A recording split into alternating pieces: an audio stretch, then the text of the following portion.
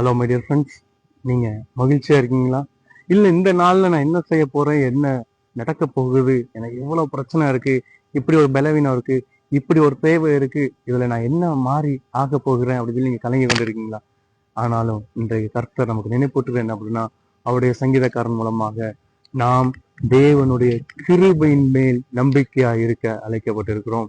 அவருடைய கிருபையின் மேல் நாம் நம்பிக்கையா இருக்கும் பொழுது அவர் நம்மை மீட்பார், நம்மை ரட்சிப்பார்.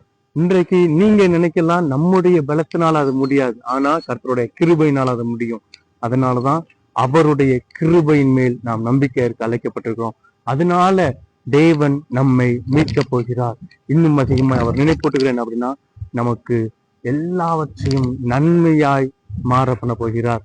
நீங்க நினைக்கலாம் இன்னைக்கு என்னுடைய சூழ்நிலை எப்படி இருக்கு, எனக்கு அது எப்படி இருக்கும், என்னுடைய எதிர்காலம் எப்படி இருக்கும், என்னுடைய வருங்காலம் எப்படி இருக்கும், என்னுடைய ஊழியம் எப்படி இருக்கும், என்னுடைய படிப்பு எப்படி இருக்கும், என்னுடைய குடும்ப வாழ்வு எப்படி இருக்கும், என்னுடைய அங்க உடலோட பலவீனம் சுகவீனம் எப்படி மாறும் அப்படின்னு சொல்லி நீங்க கலங்கி கொண்டு இருக்கீங்களா?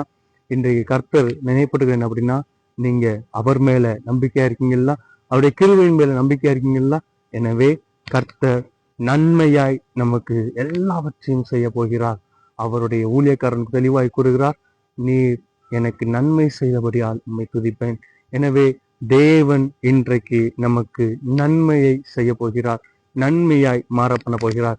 நீங்க கலங்கி கொண்டிருக்கிற அந்த காரியங்கள், நீங்கள் பயந்து கொண்டிருக்கிற அந்த காரியங்கள் எதுவா இருந்தாலும் இன்றைக்கு அது தேவன் நமக்கு நன்மையாய் மாற பண்ண போகிறார்.